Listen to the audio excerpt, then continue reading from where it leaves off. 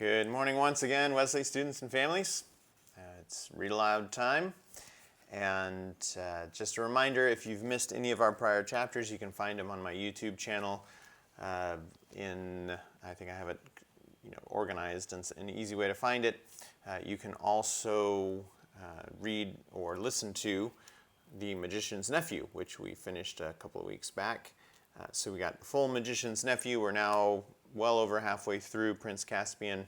So that's quite a bit of reading that you can do together. You can sit back and relax and enjoy a book. So without any further delay, we're starting with chapter 10 of Prince Caspian, The Return of the Lion. To keep along the edge of the gorge was not so easy as it had looked. Before they had gone many yards, they were confronted with young fir woods growing on the very edge, and after they had tried to go through these, stooping and pushing for about 10 minutes, they realized that, in there, it would take them an hour to do half a mile. So they came back and out again and decided to go round the fir wood. This took them much farther to their right than they wanted to go, far out of sight of the cliffs and out of sound of the river, till they began to be afraid they had lost it altogether. Nobody knew the time, but it was getting to the hottest part of the day. When they were able at last to go back to the edge of the gorge, nearly a mile below the point from which they had started, they found the cliffs on their side of it a good deal lower and more broken. Soon they found a way down into the gorge and continued the journey at the river's edge. But first they had a rest and a long drink. No one was talking any more about breakfast or even dinner with Caspian. They may have been wise to stick to the rush instead of going along the top. It kept them sure of their direction, and ever since the fir wood, they had all been afraid of being forced too far out of their course and losing themselves in the wood. It was an old and pathless forest, and you could not keep anything like a straight course in it. Patches of hopeless brambles, fallen trees, boggy places, and dense undergrowth would be always getting in your way. But the gorge of the Rush was not at all a nice place for traveling either. I mean, it was not a nice place for people in a hurry. For an afternoon's ramble ending in a picnic tea, it would have been delightful. It had everything you could want on an occasion of that sort: rumbling waterfalls, silver cascades, deep amber-colored pools, mossy rocks, and deep moss on the banks in which you could sink over your ankles, every kind of fur, jewel-like dragonflies, sometimes a hawk overhead, and once, Peter and Trumpkin both thought, an eagle. But of course, what the children in the dwarf wanted to see as soon as possible was the great river below them, and Baruna, and the way to Aslan's How. As they went on, the rush began to fall more and more steeply. Excuse me. Their journey became more and more of a climb, and less of a walk. In places, even a dangerous climb over slippery rock with a nasty drop into dark chasms, and the river roaring angrily at the bottom.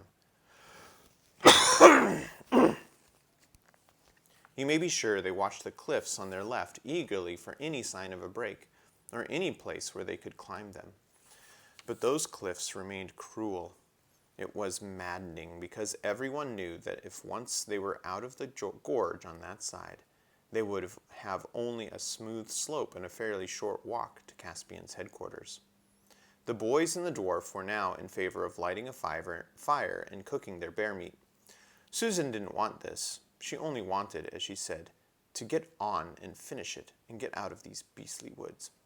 Lucy was far too tired and miserable to have any opinion about anything, but as there was no dry wood to be had, it mattered very little what anyone thought. The boys began to wonder if raw meat was really as nasty as they had always been told. Trumpkin assured them it was. Of course, if the children had attempted a journey like this a few days ago in England, they would have been worn out. I think I have explained before how Narnia was altering them. Even Lucy was, by now, so to speak, only 1/3 of a little girl going to boarding school for the first time, and 2/3 of Queen Lucy of Narnia. "At last," said Susan. "Oh, hurrah!" said Peter. The river gorge had just made a bend, and the whole view spread out beneath them. They could see open country stretching before them to the horizon, and, between it and them, the broad silver ribbon of the great river. They could see the specially broad and shallow place which had once been the fords of Baruna, but was now spanned by a long, many-arched bridge. There was a little town at the far end of it. "By Jove," said Edmund, "we fought the Battle of Baruna just where that town is." This cheered the boys more than anything. You can't help feeling stronger when you look at a place where you won a glorious victory, not to mention a kingdom hundreds of years ago. Peter and Edmund were soon so busy talking about the battle that they forgot their sore feet and the heavy drag of their mail shirts on their shoulders. The dwarf was interested too. They were all getting on at a quicker pace now. The going became easier. Though there were still sheer cliffs on their left, the ground was becoming lower on their right. Soon it was no longer a gorge at all, only a valley. There were no more waterfalls, and presently they were in fairly thick woods again. Then, all at once, whiz, and a sound rather like the stroke of a woodpecker. The children were still wondering where, ages ago, they had heard a sound just like that, and why they disliked it so, when Trumpkin shouted, "Down!" at the same moment forcing Lucy, who happened to be next to him, flat down into the bracken. Peter, who had been looking up to see if he could spot a squirrel, had seen what it was. A long, cruel arrow had sunk into a tree just above his head. As he pulled Susan down and dropped himself, another came rasping over his shoulder and struck the ground at his side. "Quick, quick, get back, crawl!" panted Trumpkin. They turned and wriggled along uphill, under the bracken, amid clouds of horribly buzzing flies. Arrows whizzed round them. One struck Susan's helmet with a sharp ping and glanced off. They crawled quicker. Sweat poured off them. Then they ran, stooping nearly double. The boys held their swords in their hands for fear they would trip them up. It was heartbreaking work, all uphill again, back over the ground they had already traveled. When they felt that they really couldn't run any more, even to save their lives, they all dropped down in the damp moss beside a waterfall and behind a big boulder, panting. They were surprised to see how high they had already got. They listened intently and heard no sound of pursuit. "So that's all right," said Trumpkin, drawing a deep breath. "They're not searching the wood, only sentries, I expect. But it means that Miraz has an outpost down there. Bottles and battledores, though it was a near thing." "I ought to have my head smacked for bringing us this way at all," said Peter. "On the contrary, your majesty," said the dwarf. "For one thing, it wasn't you. It was your royal brother, King Edmund, who first suggested going by Glasswater." "I'm afraid the DLF's right," said Edmund, who had quite honestly forgotten this ever since things began to go wrong. "And for another," continued Trumpkin, "if we'd gone my way, we'd have walked straight into that new outpost, most likely, or at least had just the same trouble avoiding it. I think this Glasswater route has turned out for the best." "A blessing in disguise," said Susan. "Some disguise," said Edmund. "I suppose we'll have to go right up to the gorge again now," said Lucy. "Lou, you're a hero," said Peter. "That's the nearest you've got today to saying I told you so. Let's get on." And as soon as we're well up into the forest," said Trumpkin, "whatever anyone says, I'm going to light a fire and cook supper. But we must get well away from here." There's no need to describe how they toiled back up the gorge. It was pretty hard work, but oddly enough, everyone felt more cheerful. They were getting their second wind, and the word supper had had a wonderful effect. They reached the fir wood, which had caused them so much trouble while it was still daylight, and bivouacked in a hollow just above it. It was tedious gathering the firewood, but it was grand when the fire blazed up and they began producing the damp and smeary parcels of bear meat, which would have been so very unattractive to anyone who had spent the day indoors.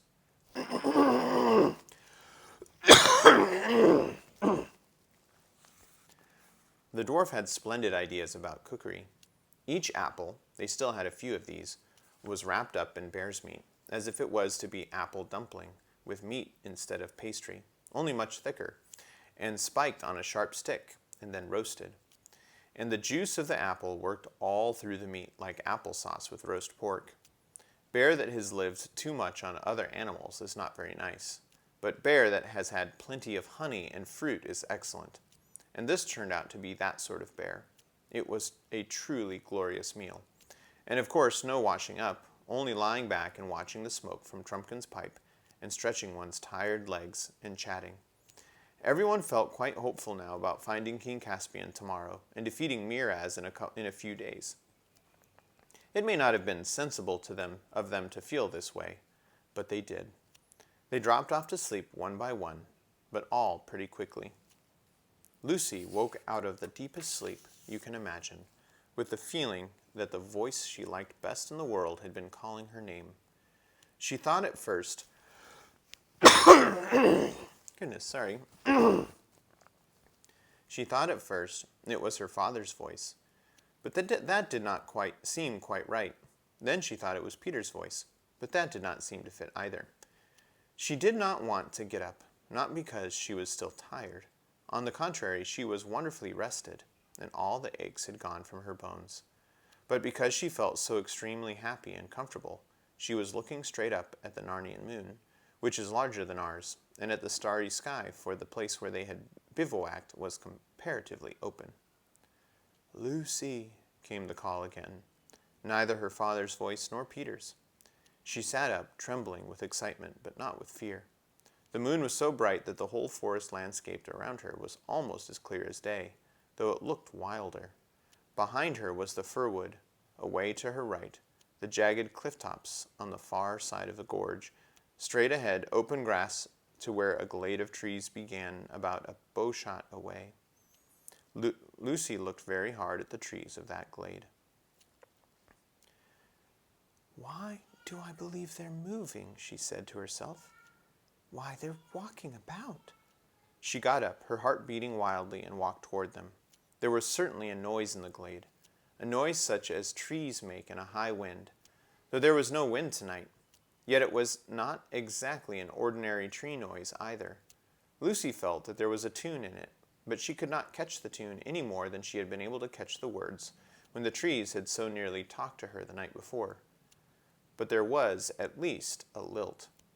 She felt her own feet wanting to dance as she got nearer, and now there was no doubt that the trees were really moving in and out through one another, as if in a complicated country dance. And I suppose, thought Lucy, when trees dance, it must be a very, very country dance indeed. She was almost among them now. The first tree she looked at seemed at first glance to be not a tree at all, but a huge man with a shaggy beard and great bushes of hair. She was not frightened.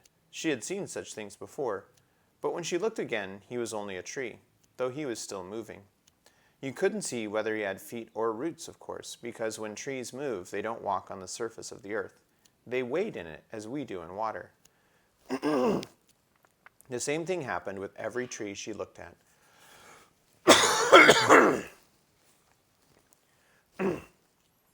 At one moment they seemed to be friendly, lovely giant and giantess forms, which the tree people put on when some good magic has called them into full life. The next moment they all looked like trees again, but when they looked like trees it was like strangely human trees, and when they looked like people it was like strangely branchy and leafy people. And all the time, that queer, lifting, rustling, cool, merry noise. "They're almost awake." Not quite," said Lucy. She knew she herself was wide awake, wider than anyone usually is. She went fearlessly in among them, dancing herself as she leaped this way and that to avoid being run into by these huge partners. But she was only half interested in them. She wanted to get beyond them to something else. It was from beyond them that the dear voice had called. She soon got through them, half wondering whether she had been using her arms to push branches aside, or to take hands in a great chain with big dancers who stooped to reach her. for they were really a ring of trees around a central open place. She stepped out from among their shifting confusion of lovely lights and shadows. A circle grass, smooth as a lawn, met her eyes, with dark trees dancing all around it.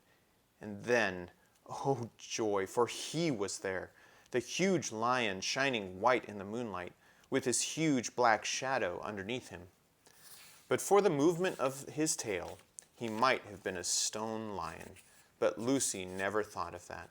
She never stopped to think whether he was a friendly lion or not. She rushed straight to him. She felt her heart would burst if she lost a moment. And the next thing she knew was that she was kissing him and putting her arms as far around his neck as she could and burying her face in the beautiful, rich silkiness of his mane. "Aslan, dear Aslan," sobbed Lucy, "at last." The great beast rolled over on his side so that Lucy fell, half sitting and half lying between his front paws. He bent forward and just touched her nose with his tongue. His warm breath came all around her. She gazed up into the large, wise face. "Welcome, child," he said. "Aslan," said Lucy, "you're bigger." "That is because you are older, little one," answered he. "Not because you are?" "I am not, but every year you grow, you will find me bigger." For a time she was so happy that she did not want to speak, but Aslan spoke. "Lucy," he said, "we must not lie here for long. You have work in hand, and much time has been lost today." "Yes, wasn't it a shame?" said Lucy. "I saw you all right. They wouldn't believe me. They're all so... From somewhere deep inside Aslan's body, there came the faintest suggestion of a growl. "I'm sorry," said Lucy, who understood some of his moods. "I didn't mean to start slanging the others, but it wasn't my fault anyway, was it?" The lion looked straight into her eyes. "Oh, Aslan," said Lucy, "you don't mean it was. How could I couldn't have left the others and come up to you alone. How could I?" "Don't look at me like that. Oh, well, I suppose I could. Yes, and it wouldn't have been alone, I know. Not if I was with you. But what would have been the good?" Aslan said nothing. "You mean," said Lucy rather faintly, "that it would have turned out all right, somehow? But how? Please, Aslan, am I not to know?" "To know what would have happened, child," said Aslan. "No, nobody is ever told that." "Oh dear," said Lucy. "But anyone can find out what will happen," said Aslan. "If you go back to the others now and wake them up and tell them you have seen me again, and that you must all get up at once and follow me. What will happen? There is only one way of finding out." "Do you mean that is what you want me to do?" gasped Lucy. "Yes, little one." "Will the others see you too?"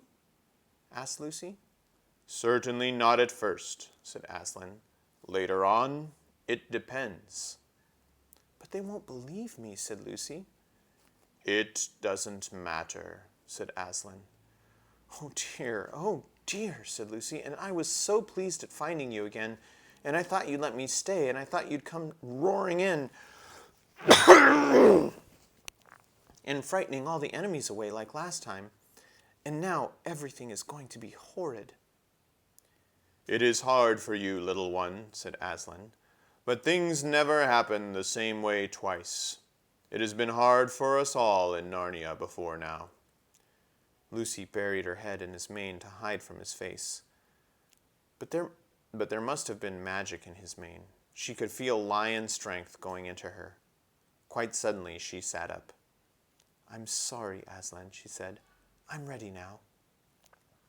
"Now you are a lioness," said Aslan, "and now all Narnia will be renewed. But come, we have no time to lose." He got up and walked with stately, noiseless paces back to the belt of dancing trees through which she had just come, and Lucy went with him, laying a rather tremulous hand on his mane. The trees parted to let them through, and for 1 second assumed their human forms completely. Lucy had a glimpse of tall and lovely wood gods and wood goddesses, all bowing to the lion. Next moment they were trees again, but still bowing with such graceful sweeps of branch and trunk that their bowing was itself a kind of dance.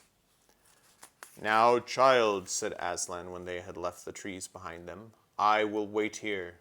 Go and wake the others, and tell them to follow. If they will not, then you at least must follow me alone." It is a terrible thing to have to wake 4 people, all older than yourself and all very tired, for the purpose of telling them something they probably won't believe, and making them do something they certainly won't like. "I mustn't think about it. I must just do it," thought Lucy. She went to Peter first and shook him. "Peter," she whispered in his ear, "wake up, quick.